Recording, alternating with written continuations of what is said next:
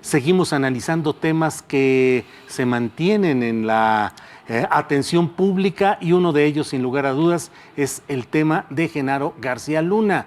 Pareciera que conforme avanzan los días, en lugar de sosegarse el tema, sigue creciendo y se siguen dando ramificaciones y elucubraciones de toda índole.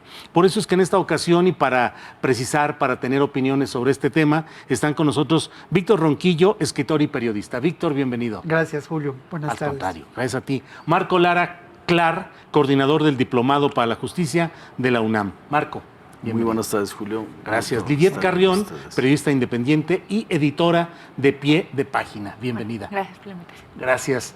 Pues ahí está el tema todavía de García Luna, que parece que es como ya casi es una serie de Netflix, no escrita aún, no precisada, pero va avanzando, va avanzando. Es una serie de Netflix en WhatsApp, ¿no? Digamos. Sí, en la novedad de WhatsApp.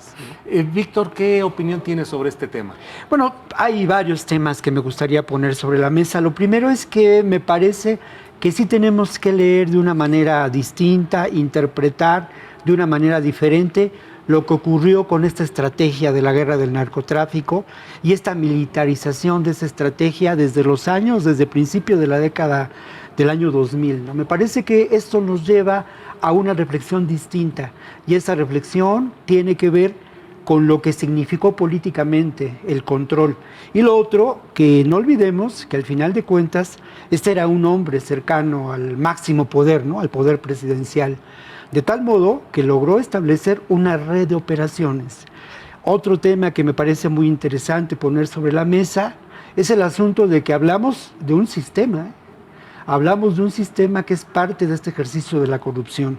Recordando ahora con los colegas los viajes y algunas cosas antes de entrar al aire, yo recuerdo que alguna vez hicimos un reportaje en la región de la montaña, allá en Guerrero, iba un colega colombiano, ¿no? Entonces, bueno, pues en las noches platicas con los colegas cuando viajas en esos temas. Entonces yo le preguntaba a él, oye, ¿por qué razón en México la constitución de los paramilitares es diferente, ¿no? Estamos hablando precisamente de esos años de García Luna, ¿no?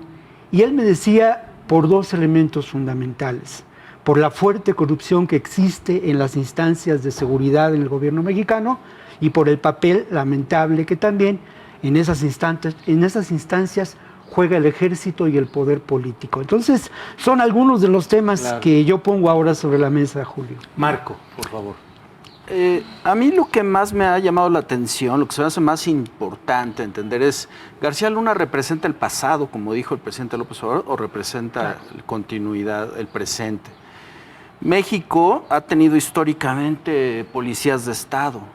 Es decir, si nosotros revisamos desde los bandidos del Río Frío hasta la banda del automóvil gris, hasta los casos de Millasagua y de Nazararo, es decir, de Florentino Ventura, es decir, históricamente ha tenido policías de Estado, es decir, personas que aprovechan las estructuras que se parecen a estructuras delincuenciales de las policías, que son policías sin control, que son instituciones sin mecanismos de control. La Dirección Federal de Seguridad en general. Exacto. Entonces, Zorrilla, él es un policía de Estado y la pregunta es... Gutiérrez Barrios. Gutiérrez Barrios, exacto, y muchos de ellos son sus alumnos, sus aprendices, crecieron con ellos, se formaron en esta policía política entre actividades de persecución de delincuencia o delincuencia organizada y actividades políticas y operaciones comunicaciones, como el caso de Florán Cassés. Y entonces en esta lógica, la gran interrogante que yo planteo al programa es, ¿García Luna es el pasado o hay elementos suficientes para sostener que es el presente y que mientras el sistema de seguridad y justicia no se transforme en un sentido democrático, va a seguir habiendo esas figuras en procesos cíclicos? Lidiet, por favor, tu opinión. Sí, bueno, me voy a constreñir más a que la trayectoria de García Luna de alguna manera también es casi un reflejo de la trayectoria justo del poder represivo en México. O sea, él viene del CISEN, ¿no? En estas operaciones de contrainsurgencia, también de atención al secuestro, que por ejemplo en los 80, 90 pues era una cosa marginal, muy vinculada también a los movimientos armados, ya después con el mochaorejas se extiende. Él aprende justo de todas estas dinámicas en el CISEN y después junto con con Wilfrido Robledo inaugura la Policía Federal Preventiva, que también se dedica durante el sexenio de Vicente Fox a la desmovilización social, la huelga del UNAM, más adelante Atenco, ¿no? La APO. La APO. Es una policía política. Exacto. Y vemos junto con él la transformación de los aparatos del Estado de seguridad pública en esta cosa que inaugura Calderón, que ya se viene gestando desde Fox, pero que Calderón, digamos, le da voz del combate a la delincuencia organizada, y él también mismo se va transformando, ¿no? En todo este proceso de... Exacto. Y a mí me gustaría decir que no está, o sea, que García Luna no es la excepción. O sea, cualquiera que se meta un poco a ver esto, pues o sea, no es, ay, nadie sabía. No, o sea, realmente todos los aparatos de justicia en el país tienen un tema, yo no quiero decir de infiltración del crimen organizado, sino que no sabes dónde empieza uno y dónde termina lo demás, ¿no? O sea, de una manera estructural. Pues. Yo me atrevería a agregar, Lidia, que no solamente no son personajes atípicos o solos, son personajes que los sistemas autoritarios necesitan. Es decir, yo no imagino un México sin figuras así. Es decir, hoy la única diferencia es que tenemos procesos de hipermilitarización de la vida social, pero esas figuras están ahí. Claro. Sí, yo también agregaría a ello eso, ¿no? Que al final de cuentas es el sistema y que son figuras útiles para el sistema, pero también abundaría en algo que hemos dejado de lado. Es esta realidad, y que es uno de los temas que a mí me gusta mucho trabajar, esta realidad geopolítica, ¿no? O sea, al final de cuentas, la presencia de García Luna, de Medina Mora y todo este proyecto de seguridad, pues es generado en los sótanos del poder. Es el generado en los sótanos del poder, en el Pentágono, y tiene que ver con la industria militar, político-militar de Estados Unidos. Y en ese sentido, la actuación de García Luna y de Medina Mora, que también no hay que dejar de lado todo este contexto, tiene que ver con una estrategia de control geopolítico y de venta de armamento. Lo que ocurre con la Operación Mérida te deja ver claramente la labor de los contratistas en esta gestión, y hay mucho dinero de por medio, además de control político establecido a lo largo del continente. No es una dimensión que me parece no se ha tocado en los medios, ¿no? Y que sí creo importante aportar, ¿no? Sí, yo quiero agregar, efectivamente, no se puede perder de vista a Estados Unidos, al vecino del norte, pero no solo desde el punto de vista del tema de las armas, porque no lo constreñimos, sino un tema que México y en general América Latina es resultado de un proceso de colonización. Así que es como irnos, ahora sí que hasta... Y todos los sistemas, todo el Estado, o sea, el Estado mexicano sigue siendo de alguna manera, o sea, sigue operando con la lógica de la colonización. Entonces, de trabajar... De la determinación y del compromiso político y de la sujeción política a partir del establecimiento de una relación comercial y de una inequidad histórica. No, una relación comercial, es lo que una para relación lo que sirven las colonias. Se llevan la materia claro, prima. Y tienes claramente la actuación del gobierno mexicano en términos de migración. No hay alternativa. Ahora, por eso los cargos que en la Corte de Nueva York que le están imputando son cargos algo risibles, en el sentido de que estamos hablando básicamente de dos tipos de cargos, que son los de conspiración en sus modalidades, son 3 cargos de conspiración, todo tiene que ver con 5 kilos de cocaína y perjurio, digamos. O bueno, no perjurio, bueno, porque no tenía un perjurio, pero falsedad de declaraciones, que podría, a mí me parece, fíjate que hasta como una especie de amenaza, decir, pues lo hacemos testigo protegido y te lo echamos encima, ¿no? O sea, esos cargos tienen todo para, salvo que se pudieran agravar, tienen todo para revertirse para el Estado mexicano, porque, insisto, en México se creó la Guardia Nacional, pasó de Procuraduría General de la República a Fiscalía General, pero la estructura sigue siendo exactamente la misma. Entonces, en ese sentido, García Luna tiene todo el conocimiento de la operación de la Fiscalía General de la República hoy, porque son los mismos operadores, y de la Guardia Nacional, porque son los mismos operadores, que antes se llamaba, era ejército, en esta lógica de policía militarizada política, que hoy nada más cambiaron de nombre. Sí. Denos oportunidad de ir a una pausa para fines comerciales y regresamos con esta plática que está sabrosita, calientita y que la reanudaremos muy pronto. Ya volvemos.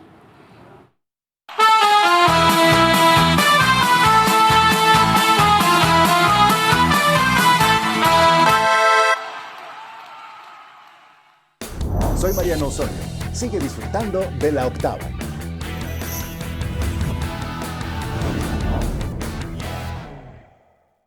Los periodistas. No podía apropiarse de 3 años. Es peligrosísimo para una democracia lo que el señor Bonilla hizo. Claramente se trata de una reforma inconstitucional. Hay que recordar que Bonilla se presentó a las elecciones del 2 de junio para un mandato de 2 años, en lugar de los 6 habituales, debido a una reforma electoral que pretende homogeneizar todos los procesos electorales del país. La última palabra la tiene la Suprema Corte de Justicia de la Nación. Del mejor análisis de los temas públicos. Los periodistas. Lunes a viernes, a las 18 horas. La Octava. Este 2019 nos volvemos a sumar. Yo enseñé a 60 mujeres a sacarse partido. Yo voy a dar clases de tejido en línea. Voy a dar 3 serenatas por videollamada y donar lo que gane al Teletón. ¿A ti? ¿A ti? ¿A ti qué te gusta hacer? ¿A ti qué te gusta hacer para apoyar a los niños de Teletón? Juan Villoro, estoy honradísimo, la verdad, de tener la suerte. Ciertamente estamos ante un mundo muy diferente a los gobiernos del PRI que durante mucho tiempo robaron todos los lugares donde ocurren las tragedias, nos hacen saber que ahí hay geografía mexicana. Él ha construido un discurso que más que político es mesiánico. Por eso digo, no creo que él cambie. Él es una persona obstinada, lo hemos visto, lo ha llevado a resistir durante mucho tiempo cuando parecía que ya estaba derrotado. El análisis político a ras de suelo. Ricardo Rafael. Lunes a viernes a las 15 horas. La Octava. Ellos también son guerreros. No hay problema, Willy. Bienvenidos a Guerreros, un espacio en el cual descubriremos muchos aspectos de nuestros invitados. Con mi papá y con mi mamá y les dije, yo quiero ser artista. Y me dijo mi papá, ¿con H o sin H? Perdón. Donde yo empezaba como conductor de noticieros, hace como 500 canas menos y... Ándale. ¿Eres influencer? Sí. Soy guerrero. Soy guerrera. Soy guerrero. Soy guerrero. Soy guerrera. Ustedes ya saben de quién se trata y si no, lo averiguaremos en sí. Doblaremos la apuesta. No te pierdas Guerreros en La Octava, aquí en el 8.1. Entrale sin miedo, Sabina Berman. No hay país desde Vietnam a los que haya entrado el ejército americano que no hayan sido destruidos, porque es el ejército más grande de la historia de la humanidad. Es un ejército de profesionales del asesinato. Nosotros no queremos que pase eso en México. Claro.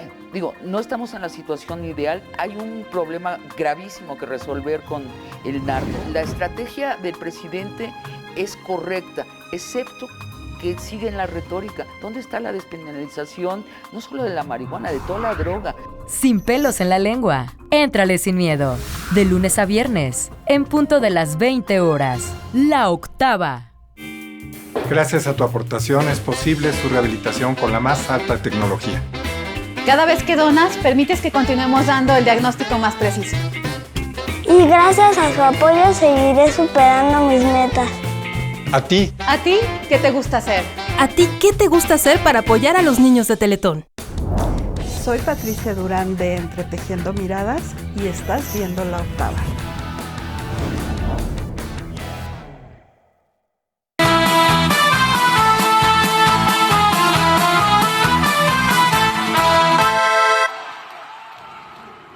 Si viera usted lo sabrosa que se puso esta mesa en esta pausa comercial, estábamos hablando de todo, casi para poner una cámara, grabar todo y ponerlo al aire. Pero por favor, estábamos aquí. No, luego lo pueden vender en el eje central, ¿no? Si lo grabaron. Claro, váyalo a comprar aquí. García Luna debe tener ya alguna red. Saludos. Sí, saludos. Yo lo que decía en la pausa era lo siguiente. Yo creo que es el personaje, me parece, con mayor información de cómo opera el sistema político mexicano en términos de narcotráfico y corrupción que está detenido en este momento, ¿no? Lo que podemos esperar, si se decía el año pasado, además hace un año justo, con el juicio del Chapo, que era el juicio del siglo y todas estas tonterías, pero al final de cuentas lo que a mí me parece que sí fue acertado y que algún colega lo mencionó, es que en esa sala del tribunal en Brooklyn se sentó al sistema mexicano y al gobierno mexicano, ahora con más ganas, ¿eh?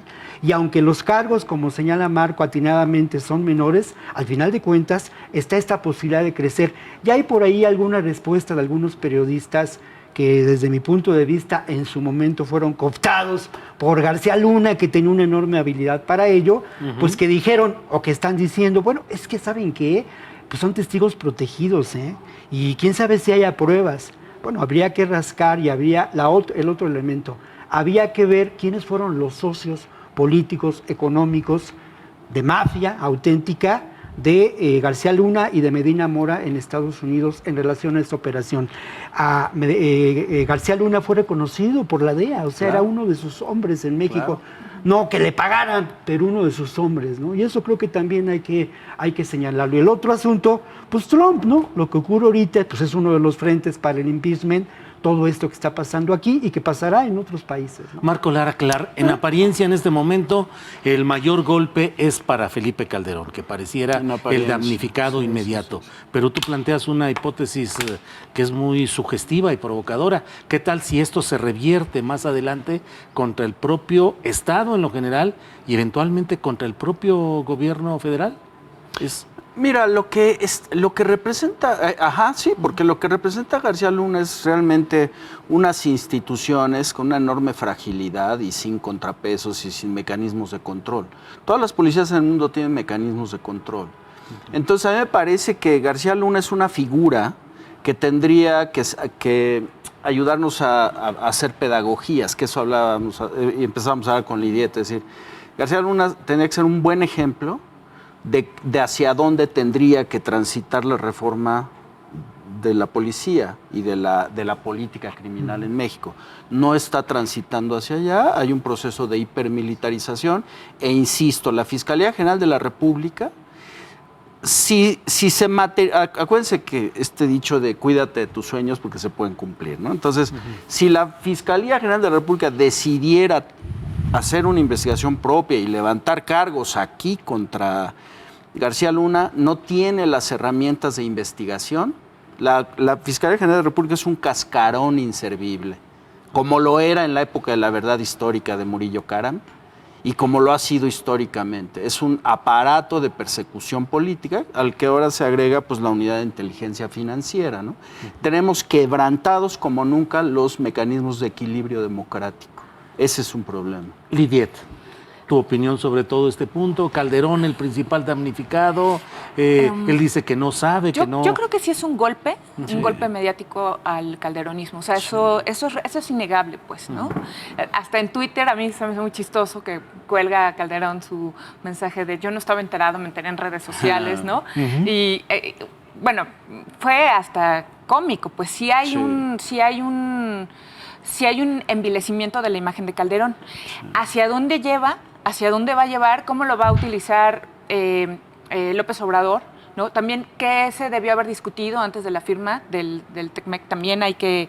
O sea, es una cosa que habría que platicarse y que habría que proyectarse, pues, ¿no?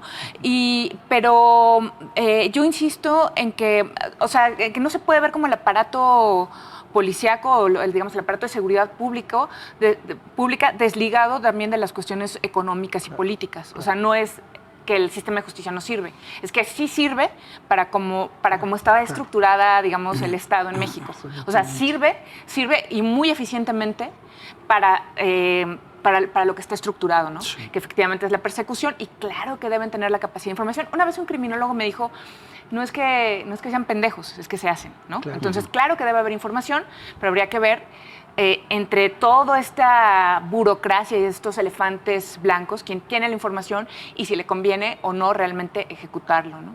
Golpe a Calderón, Víctor Ronquillo. Pues sí, definitivamente ese es un golpe a Calderón, pero insisto mucho, ¿no? Es un golpe a la operación del sistema mexicano, del Estado mexicano en conjunto, y sí que estoy de acuerdo en Lidet que no solamente podemos hablar de lo que ocurre en el sistema y en el aparato de justicia. La última vez que me invitaste a tu programa, o la penúltima, en fin, pero yo mencionaba algo que quiero rescatar ahora, ¿no? Cuando se habla de esta mafia, de esta narcoestado, hablamos de una realidad política compleja, hablamos de redes de complicidades que están establecidas y que de alguna manera, pues eso, ¿no? O sea, ¿cuál es la finalidad de estas redes de complicidad? Pues sin duda la explotación brutal de los seres humanos, ¿no? Y obviamente para ello hacen falta estos aparatos terribles, estos personajes oscuros que forman parte, en este caso muy concreto, de esta mafia, ¿no? Que ha controlado al Estado mexicano. No hay más, claro, como diría mi amigo Marco, con matices, por supuesto, ¿no? Y con realidades complejas. Y en los estados, Marco Lara, claro que se reproducen estos fenómenos con los gobernadores y sus equipos de seguridad pública totalmente metidos también en el mismo asunto. Mira, García Luna representa un poder que está asociado a la desaparición forzada. Por eso estoy diciendo que los cargos son ridículos. Y pasó lo mismo con Duarte. De Veracruz, es decir, está asociado al problema de las fosas, ¿sí? Que el gobierno federal sigue sin dar un paso consistente, y yo entiendo, es una cosa tremenda y de una dimensión gigante. Entonces, está asociado con desaparición forzada, con ejecución extrajudicial, está asociado a todo el problema en las zonas metropolitanas de Monterrey, ¿no? Sonora, Torreón, ¿no? García Luna en gran medida operó, estuvo relacionado o articuló esos operativos, en parte asociado no casualmente a Robledo, que era marino, ¿no? Claro. A todas esas operaciones policíaco-militares, políticas que acabaron atentando contra movimientos sociales, contra las mineras, contra los movimientos sociales por desaparecidos, por feminicidio. Entonces, él pudo haber cometido, es decir, estoy respetando la presunción de inocencia, pero también hablando de una figura pública, lo que es totalmente válido. Él eventualmente pudo haber sido llevado a juicio por crímenes contra la humanidad. Claro. Así me parece que ese es el tema, como en el caso de Duarte, con la desaparición de periodistas y defensoras de derechos humanos, y no se está haciendo. Lo único que se está haciendo son cargos ridículos, a mi juicio, que, insisto, pueden revertirse y que, insisto, denotan que la estructura en México de la policía política no se ha movido un milímetro, ni se va a mover, porque eso implicaría un proceso de reestructuración de la política criminal para que no funcione tan eficientemente, como decía Lidiet, para unos fines delincuenciales específicos transnacionales. Claro. Lidiet, por favor. Sí, sí, estoy como totalmente de acuerdo con Marco en esta ocasión. Por lo pronto. Por lo pronto. Matices. Exacto. Matices. Que sí, seguimos hablando ahorita del tema, es que es el gran narco. O sea, y yo cuando usas la palabra narco, ya borraste todo lo demás. Exacto. ¿Qué es eso? Proyectos extractivos, que es otro tipo de crimen organizado, como el tráfico de migrantes, por ejemplo, que es algo de lo que no se habla nunca.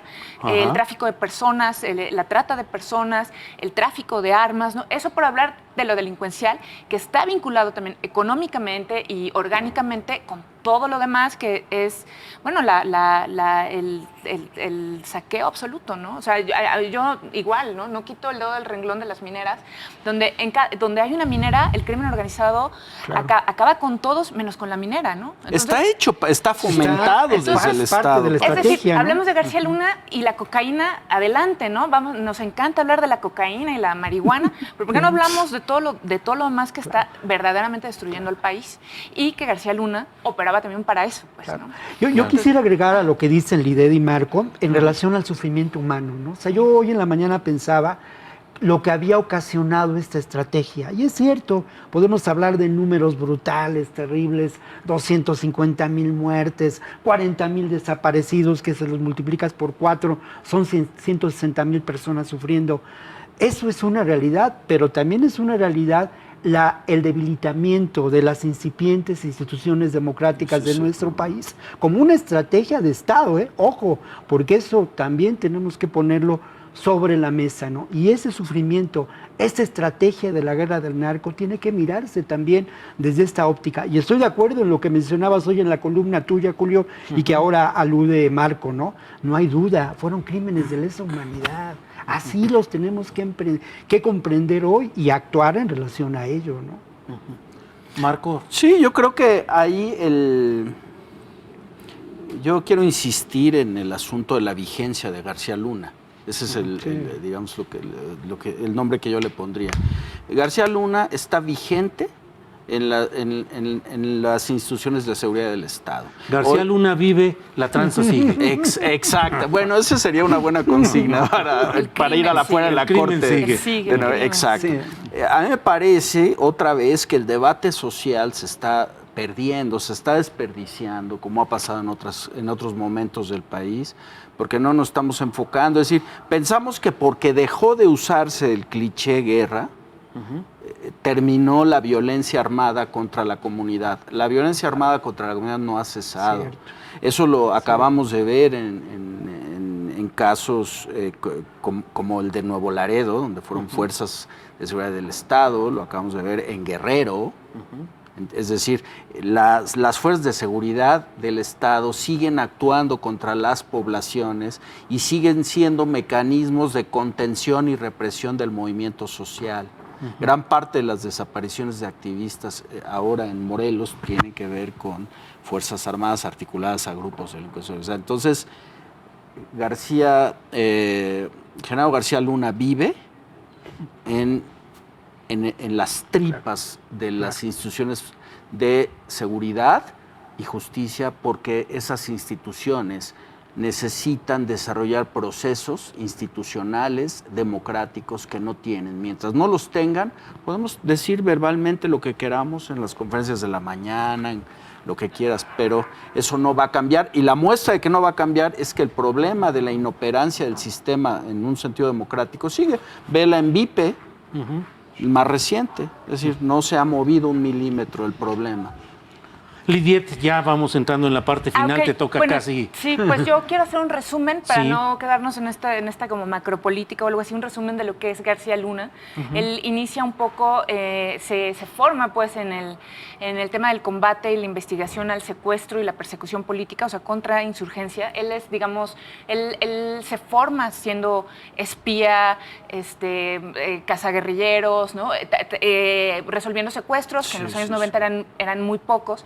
Ya para los años 2000, 1999, 2000, él lleva esta parte al brazo ejecutor, no sé, o sea, una vez que pasa del CISEN a la Policía Federal Preventiva, él lleva esto a la parte ejecutora y después con mayor fuerza a la Agencia Federal de Investigación, a la AFI. Y ahí es muy interesante porque lleva esto de nuevo a la desmovilización social y pero también moderniza, digamos, estos sistemas con el uso de compartimentación de información, que es muy importante. Pues hay que ver también, o sea, no es tampoco un pelele, o sea, sabía lo que hacía, era un tipo muy inteligente. Él hizo toda la compartimentación de la información dentro del Ejecutivo y de Seguridad Pública, todo este andamiaje de espionaje, de seguimiento político, de desarticulación, y paradójicamente creció mucho el secuestro, justo algo que a él le interesaba mucho.